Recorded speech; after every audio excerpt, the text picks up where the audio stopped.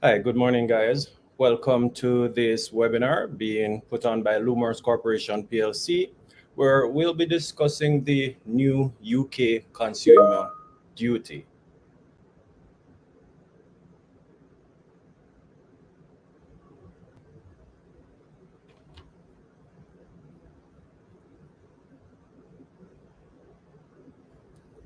Great.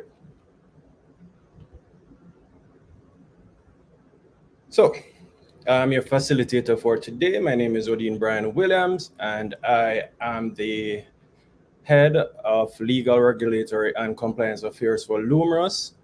So a little bit about us. We are a boutique consulting firm with a mission to redefine corporate governance and responsible business practices. And we intend to do that one outcome at a time or one institution at a time.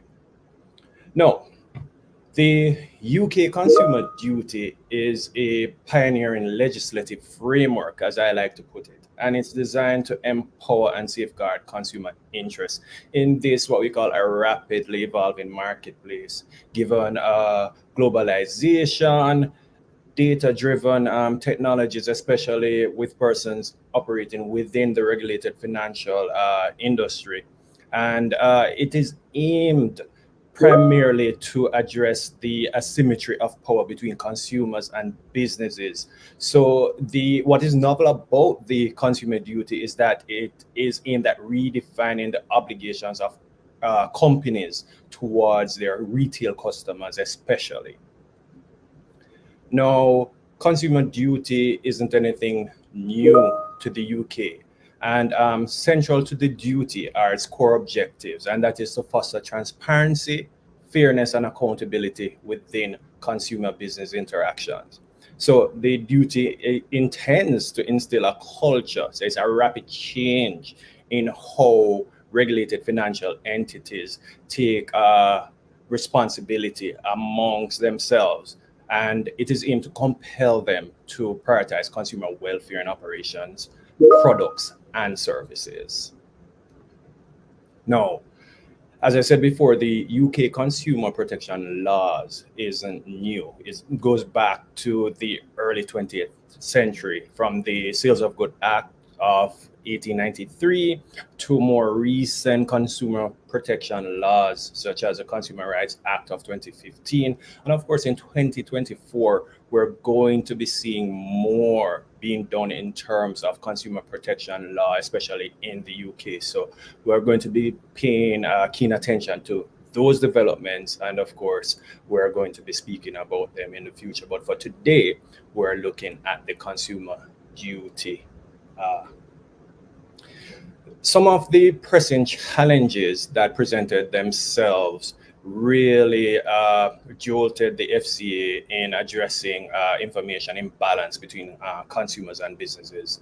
As I said before, in this age of data driven commerce, consumers complain bitterly about the disadvantage or the disadvantageous positions they were in due to this very fact. So the FCA responded, and we'll be speaking some more about that and really digging deeply into what the obligations are, into what the issues were that caused this shift in focus.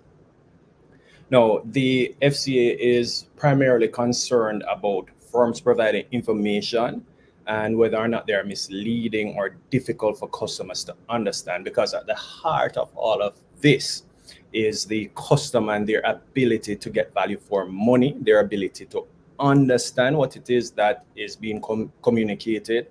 FCA is concerned also about the products and services and whether or not they represent fair value to consumers. Products and services that are fit for purpose in delivering the expected benefits to the consumers, and of course the feedback or aftercare support during that consumer journey. The rules are cross-cutting. They cover primarily four areas: products and services, consumer understanding, price and value, and customer support, as I said before. Now, we spoke a little bit about the drivers behind the consumer duty, but I want to spend some time here and talk about how novel this consumer duty is in terms of support. But the FCA's approach had changed, and I particularly like this because other than concentrating on the very finer details of say legislation or rules, the FCA has taken a different approach to regulation. So it's more proactive in stance. It's not a prescriptive, very detailed architecture or very detailed legislation, rather. So the bits and the nuts and bolts are not defined.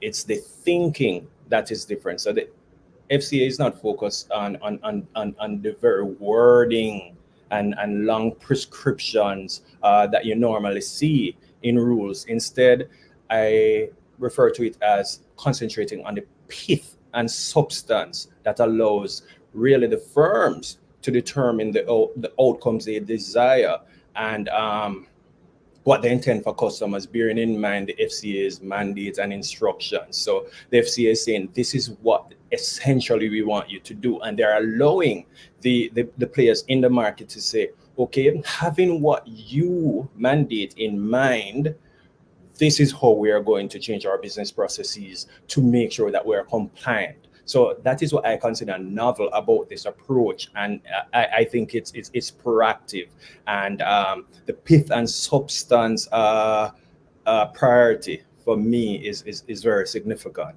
So it places also a mandate on management to proactively improve customer outcomes, and entity business practices clearly will need some artifacts. You'll need evidence to show that you are delivering the outcomes that FCA has prescribed.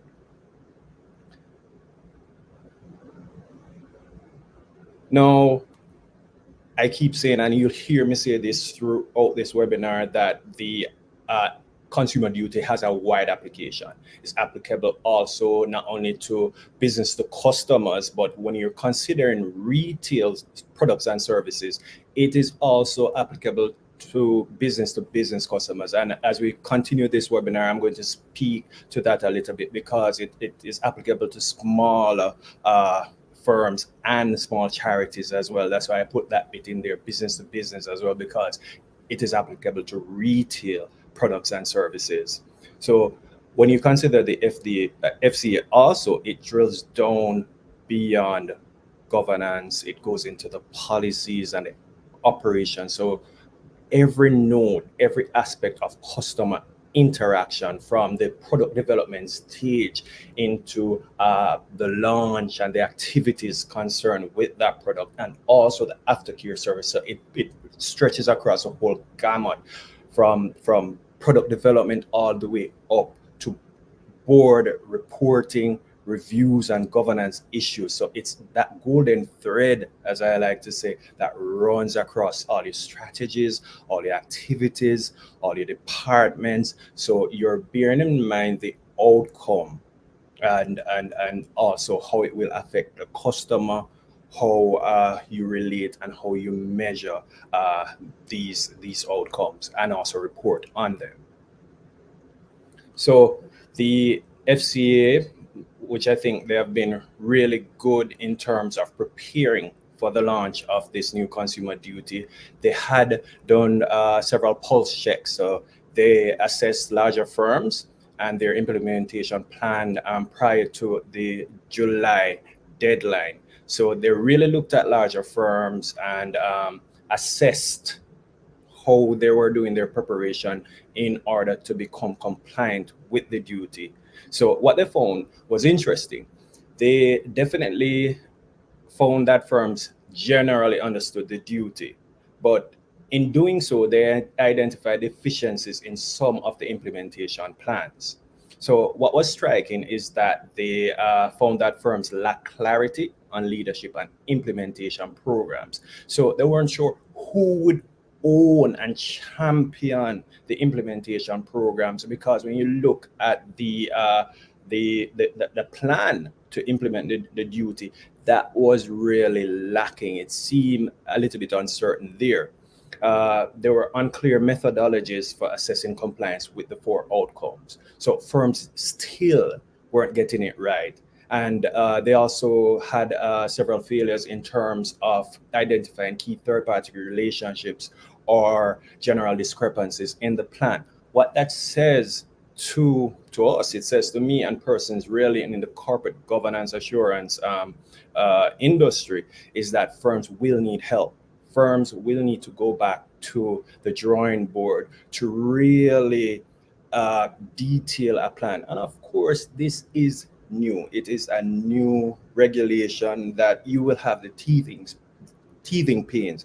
And I'll discuss a little bit more about that. But what is striking is that the assessment was on larger firms, and they have way more resources and the competencies in-house, you believe, to do these type of things. But when the FCA did the pulse check, they identified some major issues that firms will have to go back to the drawing board to revisit and then define how they're going to ensure that they are compliant. Uh, the natural question to ask is who must consider the duty? Well, clearly, investment services within the regulated financial service industry will come under the scope where the consumer duty is concerned. Customer credit businesses would also come under this scope. Deposit taking institutions, payment services, e-money providers, all those retail businesses would come under the scope, as well as insurance businesses. As I mentioned before, the FCA rules are cross-cutting, and there are expectations on behalf of the firms. So the FCA expect firms to act in good faith towards retail customers. They expect them to avoid foreseeable harms to these customers and enable support, meaningful support towards customers in pursuit of their financial objectives. So companies need to hold that in mind when considering the FCA consumer duty. And of course, we have spoken about the four outcomes, and there are the pillars that companies really need to put at the forefront of whatever they're doing in terms of concentrating on the products and services, price and value, consumer understanding, and consumer support. Now, we're in business to make money, and also consumers are takers and byproducts, and the intention of the consumer is to get value for money. So you have on one side businesses or players in the regulated financial industry are concerned about their business operations. Consumers, on the other hand, are concerned about getting value for money. So what was going on in the past before the consumer duty is that customers weren't happy about mortgages, insurance costs, the cost of certain products, and COVID-19 didn't make that better because you had a lot of downturn. Persons had insurance policies and so forth. And what you found was that when these policies are surrendered or claims are being made, they were denied because the information they got wasn't clear as to what coverage was, or they weren't getting value for money. And you saw a lot of that happening in COVID-19. So that, I think, was one of the major drivers of this change, or the promulgation of the consumer duty. And of course, on the business side, and customers are also interested too, and they're asking, will we see changes in prices? Well, of course, there aren't any restrictions where that is concerned, so we can't say for certain, because companies will have to do what I call a global analysis. You have to spread wide to look at your service offerings and then ask that very philosophical question of, are we providing fair value for our prices? And if that cannot be answered in the affirmative, then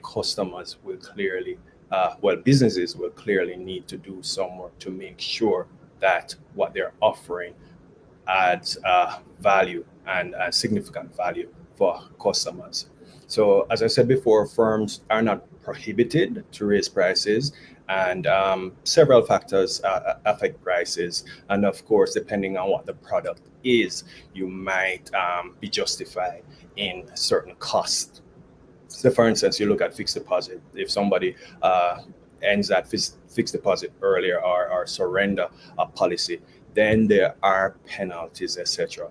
But the question that you need to ask is, are those penalties reasonable?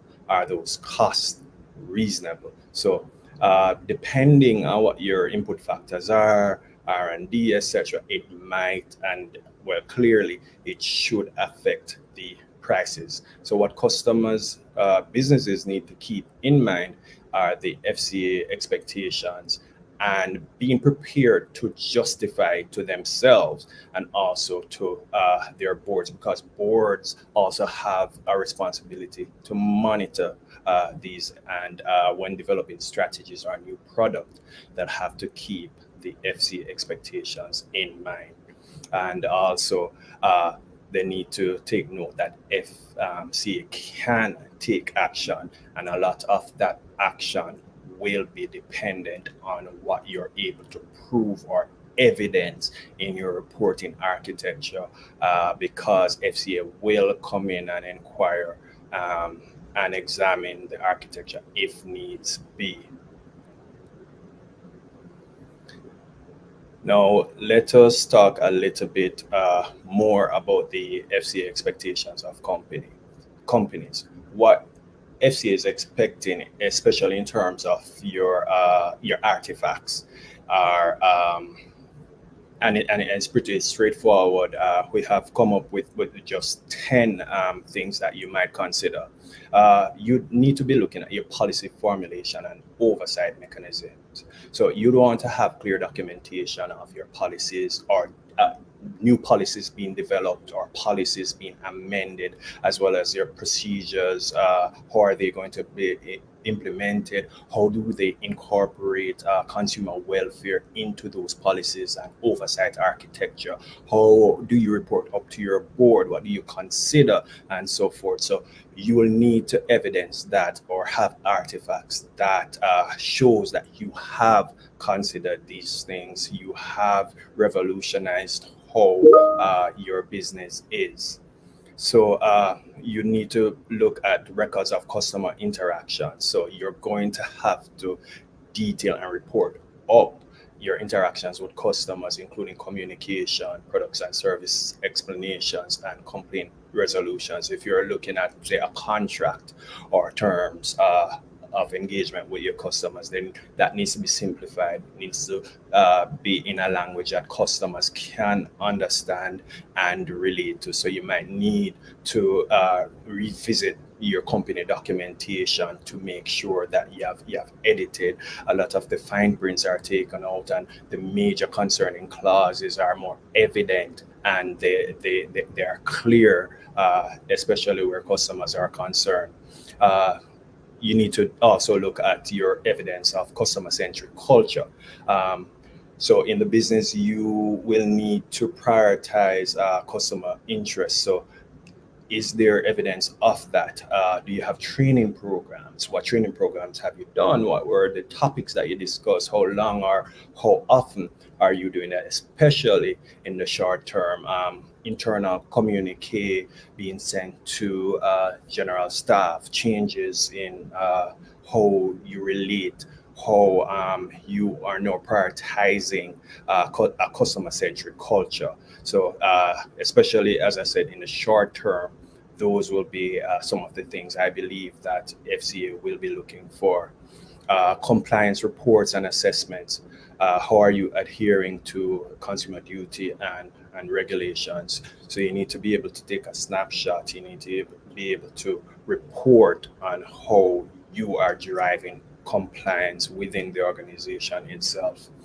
Five, customer feedback and surveys.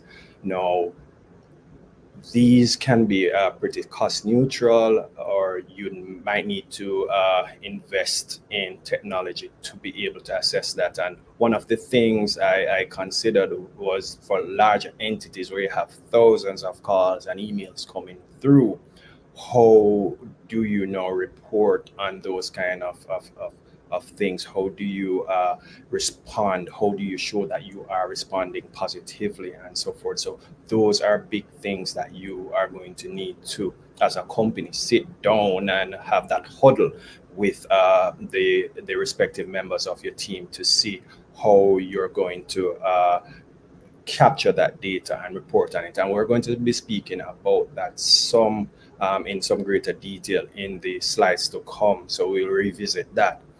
Again, you're going to need to exhibit details on product and service design. So for every stage of interaction, as I said before, with customers, you're going to need to document how you're keeping in mind the outcomes. So when you're designing the product, you'd have to keep the consumer at the center of those design details and so forth. So are your products designed to meet customer needs? Are they transparent? Do they exhibit a high level of fairness and reasonableness in everything? Also, you're going to be looking at your risk assessments and mitigation strategies.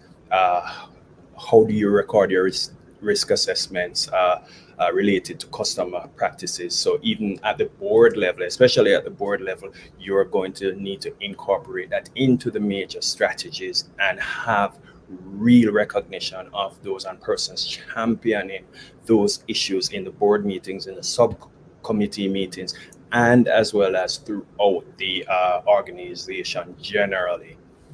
Compliance monitoring will also be important, and the boards and senior management will have to be the champions where this is concerned.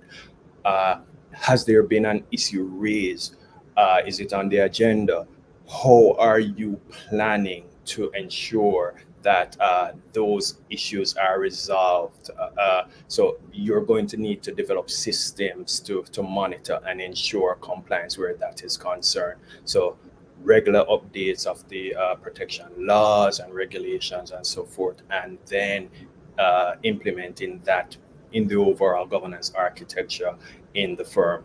Of course, training and education records are good ways to exhibit or provide artifacts to the FCA in terms of what you're doing. So, training your staff, training everyone up to the board level regarding customer or consumer rights, ethical behavior, compliance with the consumer duty, what are our responsibilities, where it comes on to the executive management group.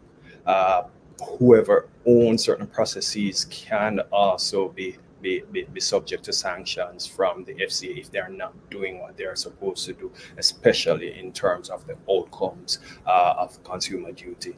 And of course, it's always good where it concerns audits, whether internal audits, external audits, and assessments. That's a really good way to see or to test your system and to provide some assurance that you are doing what you are expected to do. Now, companies will need to map the entire process of their consumer engagement, look at whether or not the products are suitable, and I had mentioned the evidence that you need to show as well. And it needs to be evidence of real support. So companies cannot outsource their obligations as well. Even if you outsource certain aspects, you would still be responsible, even if you're using third parties to do certain activities on behalf of your organization. So companies need to bear that in mind. Now, stakeholders from both sides, I mean, it is still a new duty. On the consumer advocacy side, the consumer duty is lauded as a good way and a potential to enhance customer protection, while on the business side, there's a little bit of apprehension where that is concerned. And of course, they're going to say that it might stymie innovation and competitiveness, but it's still early days. And perspective I have is that if you are on top of this, if you are compliant, then you can only gain a competitive advantage by doing so. Uh, I keep saying that we're still in the teething stage. So you will have some form of inertia where that's concerned. But as soon as things become, the norm, the way we do things around here, you're supposed to start seeing the benefit, and it will be an easier walk once you get that done. What the FCA expects is that there should be a strategy shift towards a more customer centric ethos rather than a profit centric ethos, which is what they found that existed in the past. Now, we're unlikely to see any sudden changes because this is still new. So, what businesses will need to do is to change their operations. Customers, on the other hand, will see some clarity in terms of products and service offerings, simplified processes, especially for vulnerable customers. And we can have a whole webinar on what that is. So customers in certain vulnerability categories will see changes if you consider disabled persons, if you consider persons that probably are at risk for say, losing their mortgages, etc. That will those persons will form a part of the vulnerable customers. So businesses will need to simplify their processes to make sure that they're adapting to the needs of customers. So you should, from the customer side, see changes in terms of accessibility and support, especially. Now, consumer duty champions is another big area that the FCA has really suggested that you should have champions. Ideally, there will be independent non-executive directors on the board, and those champions will be the owners of the consumer duty, and they'll challenge management. The aim is really to provide support to the board chairs and CEO. So these champions, they own the process, they provide the support, and they get support from all other functioning units within the business itself. So at that level, they'll challenge management, they'll offer the type of support they'll own, and they should be knowledgeable about the consumer duty to make sure that it's implemented all across the activities of the organization. So we'll be seeing some of these persons identified. Businesses, depending on the structure, would have probably a champion at the board level, and also persons who would own those type of things throughout the organization itself. Now, what can I do in terms of reporting businesses often? And of course, if I was in business and this new duty is now applicable, I'll be looking at what I can do to ensure that we're compliant. So I'd be looking at customer satisfaction surveys.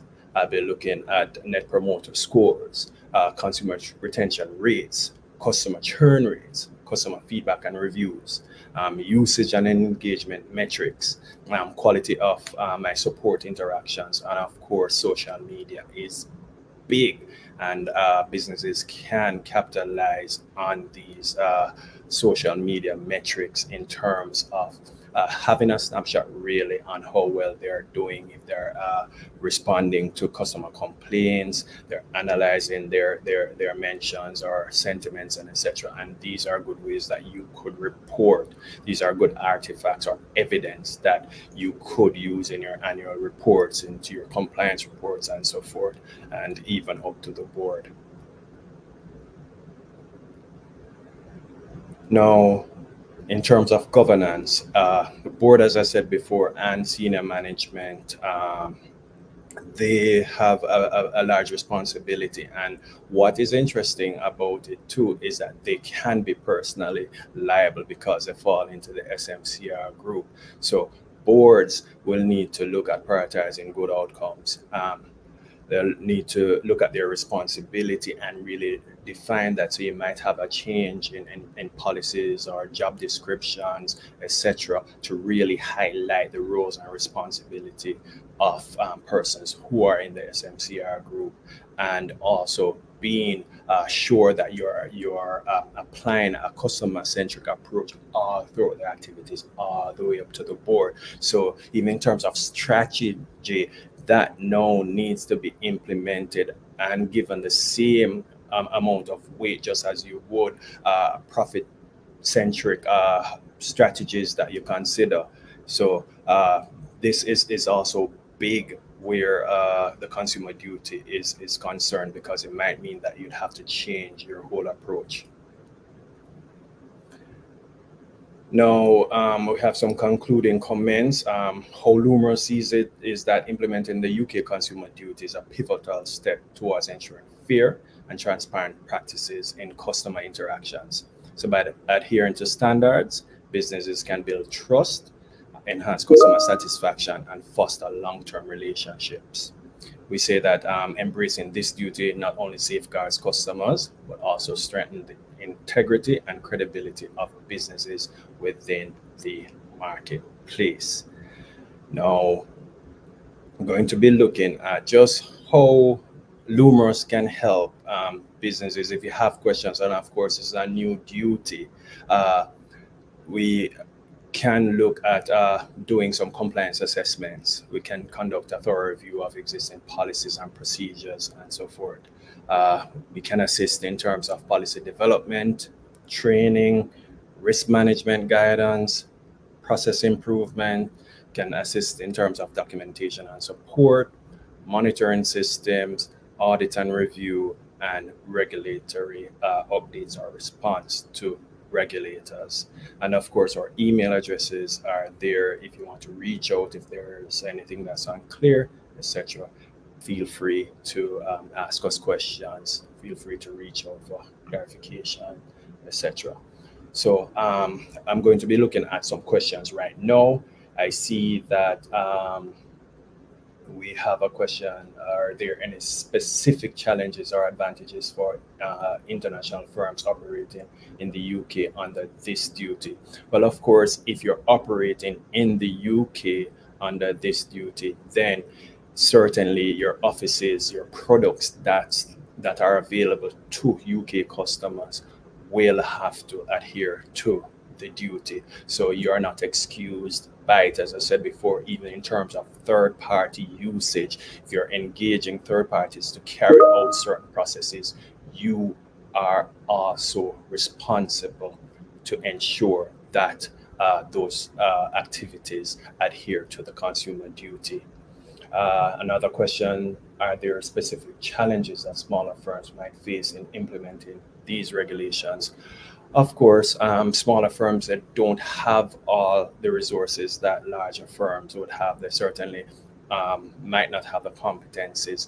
But of course, it's not as strict adherence to the duty by just ticking some check boxes. Depending on your activities, depending on the nature of what you do, smaller firms might find it easier to implement the duty, as well as they might have certain challenges in terms of resources. So it's just to, I believe, have a huddle, have check in with the different stakeholders to find out what can I do given my challenges once they're identified. And of course, having that relationship with the stakeholders would help to clarify a lot of the issues. So another question: does a framework include details of repercussions for failure to meet these standards?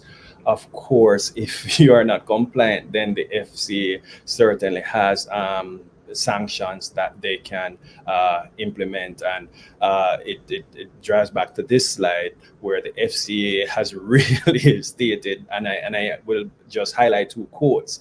The FCA is saying we will prioritize the most serious breaches and act swiftly and assertively where we find evidence of harm or risk of harm to to customers. So it's not only harm, it's risk of harm. And the FCA has come out batting strong where that is concerned, where they're saying we will prioritize the most serious breaches and act swiftly. So you should expect a certain type of quick response from the FCA in terms of risk of harm or actual harm to customers where this is concerned. The FCA has gone further to say in some cases firms can expect us to take robust actions such as interventions or investigations along with possible disciplinary sanctions. And bear in mind that these SMCR groups can be sanctioned individually for breaching their responsibility where the consumer duty is concerned. Let me see if there are any other questions. Uh, it is very insightful and a much needed change as a framework include details of repercussions or failure to meet these standards. Yes, and I've just discussed that right there. And what I like about the consumer duty is that it is revolutionary in terms of it has not really detailed everything that you need to do. What it has done is really to mention the pith and substance in terms of the outcome and allowing firms to determine based on their operations what it is that they will do to ensure compliance. So it's not as prescriptive as you'd find other types of rules. Another question: what are the training and knowledge requirements for staff within firms to ensure adherence to the duty? The FCA has published guidelines in terms of what is required, and some examples are given. As I said before, it is not a strict detailing as you'd find with other rules or regulations in law. What you find is it, as I keep saying, is the pith and substance and allowing the companies, because they're diverse, because they have different governance structures and so on. So it's up to the company now or the players within the industry to determine what are the appropriate training that will need to ensure that we have that we are compliant with the duty. What do we need to do in terms of sending communication or communicate to the entire staff? Do we need to change our policies? Do we need to develop new policies, or do we need to amend existing policies to incorporate that consumer customer centric ethos within the organization? So there is no prescriptive training that's required, but obviously, especially in the short term, you will need, or it's advisable that you conduct some type of training in terms of bringing sensibility or clarity and just informing staff of what the expectations are under the consumer duty. So some exposure to the requirements and the thinking behind the consumer duty, I would recommend that those be done, especially in the short term, and current training after. So we have another question: how does the consumer duty align with environmental, social, and governance ESG principles? And can we report any of this into our ESG reporting? So it's interesting. I find that the consumer duty does fall squarely within ESG reporting, because you're looking at your customers as stakeholders. It touches governance issues as well. So if you're reporting on these type of things, how am I concerned about their environment? Consumers are concerned about the environment. You consider the social aspect as well. So reporting on all of these certainly are aligned to ESG practices.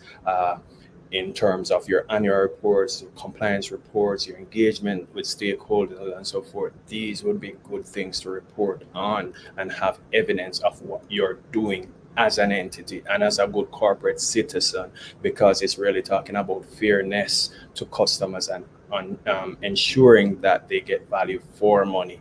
And I said in the prior slide or earlier in this webinar that businesses stand to benefit from a competitive competitive advantage if you have fewer complaints, if you're more pragmatic in how you handle customer complaints, if you're committed to sorting those issues out, then you can only stand to benefit from those kinds of activities within your entity yourself. So certainly they would be aligned.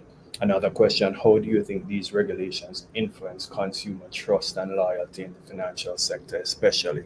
Well, as a consumer myself, I can imagine that if my issues are taken seriously, uh, if I can, say, for instance, buy a product online and I can opt out of that service offering the same way, then I'll be happy if I don't have to necessarily go in branch and find the time to drive. And it's such an onerous situation or an onerous activity to opt out of a product or to end a product that same way. I'd be happy. So in the future, I might choose to utilize your services, or I might just switch to another product. And I'd be happier with that institution. So, of course, my loyalty would be better if I have an issue and it's addressed within a certain timeline. If my interaction with the entity is good, then that would affect my overall satisfaction. So, that certainly would increase or improve my loyalty or trust for the entities within the financial services industry. And so, just generally, I think companies just need to really go back to the drawing board and think how to incorporate the outcomes in all their practices, and really put a greater emphasis on a consumer centric approach, and just have that golden thread running through the activities, and bearing in mind how am I going to report on these things? How am I going to manage? How am I going to make sure that I am in compliance, and this determine ways of doing so? And of course, there will be some teething pains in terms of getting it right, because what we have seen, even very, very large companies, they're still not getting it right in terms of even their plans. So companies really need to put on their thinking caps and go back to that drawing board. And of course, if there is a need for help, as I said before, Lumos is here to constantly support you in terms of your compliance assessment, in terms of your policy development, in terms of the training and education where the consumer duty is concerned, risk management as well, process improvements, documentation, and support. What you find is that the consumer duty will be big on you having artifacts, on you having evidence of your outcomes in mind, and your compliance with the duty. I'm seeing another question. Do you think we'll need to change the way we communicate with customers? And is that a big part of the new regulation? Well, certainly yes. The language of how you communicate, the documentation surrounding the products will all have to be simplified in terms of customers' access to your products and services, and aftercare support, as well as complaint resolutions. All of those would have to be overhauled, or at least assessed, to see if they are being true to the outcomes as mandated under the consumer duty. So certainly, the way in which businesses communicate with customers will be a real top priority for businesses. So let me look if there are any more questions. I think I've answered all thus far. So with that said, I want to thank everybody for taking the time out to join us on this webinar. It is a real game changer in terms of the regulatory landscape in the UK, and we're here to support if needs be. Feel free to reach out to us, and of course, everybody else from other continents and countries that are looking or have similar legislation or rules. For instance, even in ESG, without having consumer duty probably in your country, these are always good things to implement as a good corporate social responsibility issue or ESG issue. It's good to at least start practicing these type of things, because it can only build good support for you and your company, and of course it will establish some goodwill for your company as well. So it's good to stay ahead of the game where this is concerned. Again, thank you so much to everyone who has joined. Keep looking out for future webinars from Lumros, and have yourself a great rest of the day. Thank you.